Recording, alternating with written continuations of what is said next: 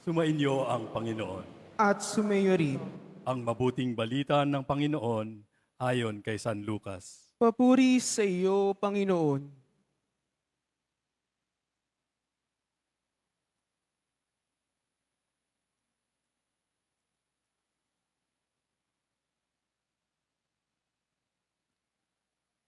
Noong panahong iyon, umakyat si Jesus sa bundok upang manalangin. Isinama niya sina Pedro, Juan at Santiago. Samantalang siya ay nananalangin, nagbago ang anyo ng kanyang mukha. Nagniningning ang kanyang kasuotan na naging puting-puti. Di kaginsa-ginsay lumitaw ang dalawang lalaki, sina Moises at Elias, na napakitang may kaningningan at nakapag-usap sa kanya. Pinag-usapan nila ang nalalapit na pagpanaw ni Jesus na magaganap sa Jerusalem. Tulog na tulog si Pedro at ang kanyang mga kasama. Ngunit sila'y biglang nagising at nakita nila si Jesus na nagniningning at ang dalawang lalaking nakatayo sa tabi niya. Nang papaalis na sa tabi ni Jesus ang mga lalaki, sinabi ni Pedro, "Guro, mabuti pa'y dumito na tayo. Gagawa po kami ng 3 kubol. Isa sa inyo, isa kay Moises, at isa kay Elias." Ang totoo'y, hindi niya nalalaman ang kanyang sinasabi. Nagsasalita pa siya nang matakpan sila ng isang ulap at sila'y natakot. At may isang tinig mula sa alapaap na nagsabi, "Ito ang aking anak, ang aking hinirang. Siya ang inyong pakinggan."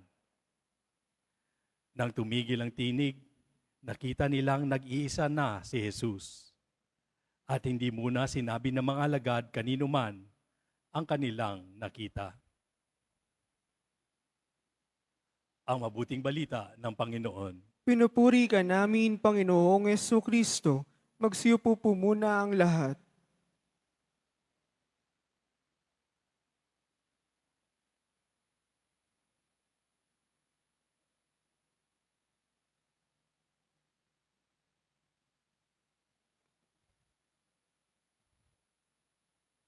May isang dalaga ang medyo hindi pa nagkakaroon ng jowa. No? Medyo papasok na siya ng 40s. No? Pero matumal, no? Matumal ang manliligaw. At wala pa rin siyang jowa.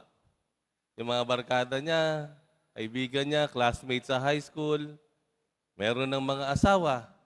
Pag nag-alumni homecoming sila, ang kwentuhan sa alumni homecoming ay tungkol sa kanilang mga pamilya. Pero itong dalagang ito ay hindi pa pinapalad na magkaroon ng sariling asawa at pamilya. Kaya nagdasal siya. Nagdasal siya sa Quiapo. Nanalangin siya sa mahal na pong Jesus Nazareno. Sabi niya, "Mahal na pong Jesus Nazareno, sana naman po, bago niyo ako kunin, magkaroon naman ako ng jowa." Aba, alam niyo ba, bilang may narinig siyang tinig, ang sabi sa kanya, "Huwag kang mag-alala. Matagal pa ang buhay mo. Matagal ka pa na naririto sa mundo." Naku, paglabas ng Quiapo Church, tuwan-tuwa siya. Naku, ibig sabihin, no, mayroon pa akong pagkakataon. So, dumiretso po siya doon sa cosmetic surgeon. Ano ginawa niya? Aba, nagpa-improve siya.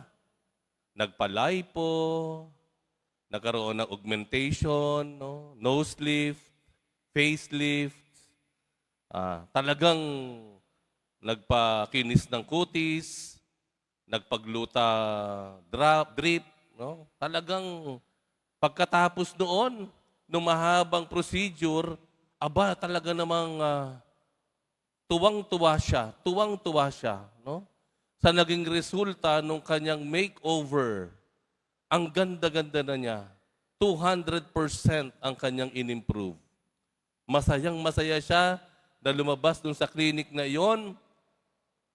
Ngunit, nung tumawid siya sa isang kalsada, hindi inaasahan, siya ay nahagip ng isang sasakyan at siya ay namatay.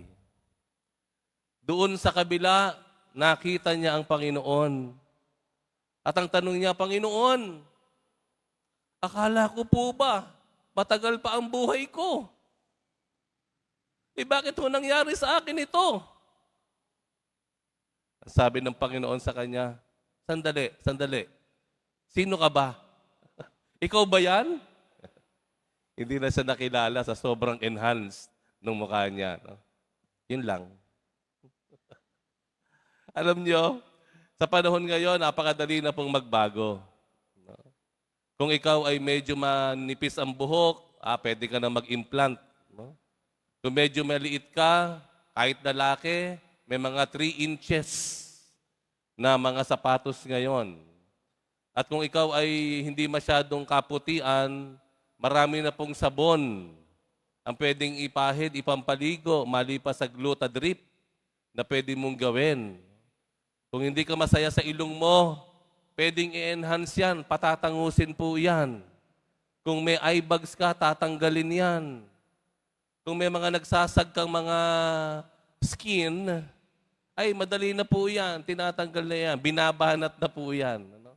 Napakadali na pong magpaiba, no?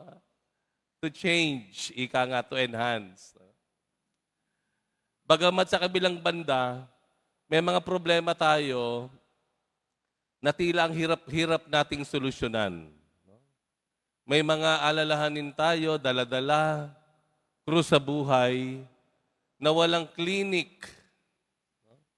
Minsan, walang payo ang sapat para lutasin ang iyong problema. Napaka-komplikado ng buhay natin, kaya komplikado na rin ang problema. Sa Ebanghelyo, matutunghayan po natin yung 3 alagad ng Panginoong Jesus.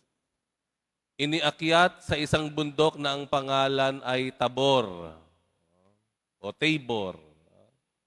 At habang nandoon sila sa tuktok ng bundok na ito, ay bigla na lamang po nagbagong anyo ang Panginoong Jesus.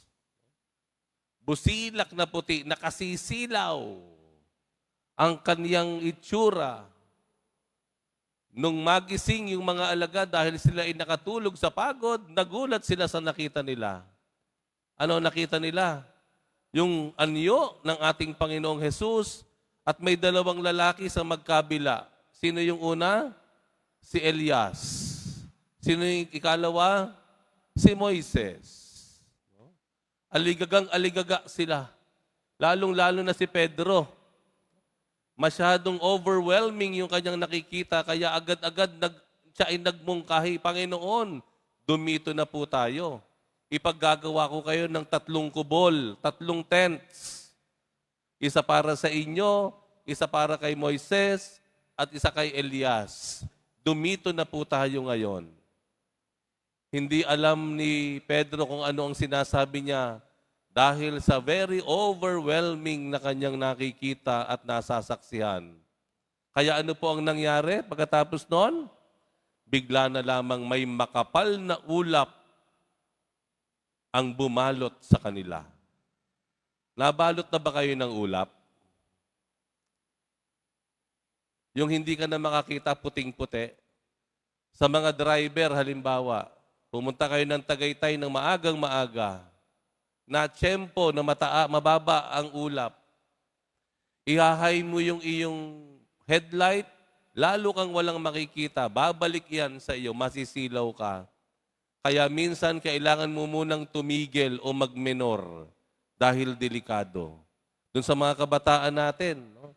Umakit kayo ng bundok, no? Sa Tanay o sa kung ano mong bundok yan, Mount Apo. Pababalot ka ng makapal na ulap. Kapag may makapal na ulap, may nakikita ka ba? May nakikita ka ba? Wala. Puti lang. Sa makatuwid, ano sinasabi ng Panginoon? Kapag meron tayong problema na tila napakabigat na dalhin, ang ibig sabihin ng Panginoon, wag mo namang titigan yung problema. Wag kang makipagtitigan. Minsan, kailangan mo munang alisin ang iyong tingin sa nagbabantang problema o daladala mong krus. Tanggalin mo muna ang mata mo, ang pagtingin mo. Dahil baka masyado kang ma-overwhelm. Kaya ano ginagawa ng iba kapag mayroong problema, iniwan kunyari ng boyfriend. Ano ginagawa? Out of town. Maglalakad sa beach. At umaasang tatangayin ng agos ng dagat. Ang sakit na kanyang daladala sa kanyang puso. Dahil iniwan siya ng kanyang boyfriend. Yung mga lalaki, ganun din. Pag may mga problema, iniwan ng girlfriend. Ano gagawin? Iinom. Baka sakali, pansamandali, na mawala sa isip ang kanyang girlfriend na umiwan sa kanya. Pero ang problema, nalasing siya, nagkaroon ng hangover, kinabukasan, naroon pa rin ang problema. No? Problema natin sa pamilya, sa anak natin, sa mga magulang, mag-asawa na hindi magkasundo, sa mga anak na nagpo-problema, hindi nila makausap ang kanilang mga magulang, at lalo na yung mga magulang na may problema sa kanilang mga anak, problema sa pera, trabaho, sakit, karamdaman, na lagi na lamang, kada umaga, dala-dala mo na, buong araw, dala-dala mo na ang bigat-bigat. Ano sinasabi ng Panginoon dito? Baka naman pwedeng tanggalin mo muna yung tingin mo. Nakikipagtitigan ka sa problema, hindi mawawala ang problema. Masolve man yan, may substitute yan. Malalim ang bench ng problema, may substitute yan. No? Laging merong papalit at papalit dyan. Minsan tanggalin po natin ang ating tingin sa mga bagay na ito. At ano ang gagawin natin? Balikan natin yung Ebanghelyo. Nung binalot sila ng makapal na ulap, ano sumunod na pangyayari? May tinig na umalingaw-ngaw. Ano sabi ng tinig na yon? Ito ang aking anak, siya ang aking hinirang. Pakinggan ninyo siya. Pakinggan ninyo siya. Kung aalisin man natin ang ating tingin sa ating mga suliranin, gawin nating makinig sa Diyos. Magdasal, maghintay, magmuni-muni, huminto sandali. Baka napakabilis na ng takbo mo. Pakinggan mo ang salita ng Diyos. Magbasa ka ng salita ng Diyos, ng Biblia. Makinig ka. At ang Diyos ang magbibigay sa iyo ng susunod mong gagawin. Makinig ka, pakinggan ninyo siya, ang sabi doon sa Ebanghelyo. Ang tanong, kailan nga ba tayo nakikinig sa Panginoon? Kailan tayo nakikinig? Minsan kapag nakikipag-usap tayo sa Diyos, ang dami-dami nating sinasabi. Bagamat may psychological benefit yung nire-release mo sa iyong panalangin. Pero wag mo namang kalilimutan na ikaw naman ang mananahimik. Yung bang sasabihin mo, Panginoon, nasabi ko na po ang aking peace. Ngayon naman po, mananahimik ako, mangusap ka po sa akin, at ako ay nakikinig. No? Pakikinig sa pagdarasal. Ang prayer ba natin, ang pagdarasal ba natin, ano ang ating obserbasyon? Puro na lamang basalita tayo? Kasi yun ang tinuro sa atin nung maliit tayo, di ba? Nung maliit tayo, nasabi sa atin, anak, pray tayo, pray. Pray tayo, anak, in the name of the Father, and of the Son, and of the Holy Spirit. Amen. Our Father, who art, ganun agad. Okay naman yon. Pero pag tumatanda tayo, alam natin, hindi lang yun ang panalangin. Ang panalangin po ay nangangailangang huminto tayo, magnilay, suriin ang ating sarili, hingin ang liwanag ng Panginoon sa kung ano man ang ating kinalalagyan o dinaraanan, at makinig tayo sa Kanya sa pagdarasal. Saliksikin natin ang Kanyang salita. Kaya ang sabi ng tinig, pakinggan ninyo siya. Maliban doon, pwede rin po nating pakinggan yung mga taong pinagkakatiwalaan natin. Mga taong lubos na nakakikilala sa atin. Mga taong tunay nagmamahal sa atin. Pakinggan po rin natin ang payo ng iba. Huwag nating solohin, huwag tayong manggaling-galingan. Kailangan natin ang ating kapwa. Kung papaanong kailangan din tayo ng ating kapwa. Makinig din po tayo. Makinig tayo. Kaya mga kapatid, sa ikalawang linggo ng Kwaresma, ang inihaharap sa atin ng Panginoon ay ang paanyaya niya, makinig ka naman sa akin. Pakinggan mo naman ako. Hindi na lang puro advice sa social media ang iyong titignan at panonoorin. Baka naman pwedeng ilapag mo muna ang iyong cellphone. Umalis ka muna dyan sa harapan ng screen. Magdasal ka.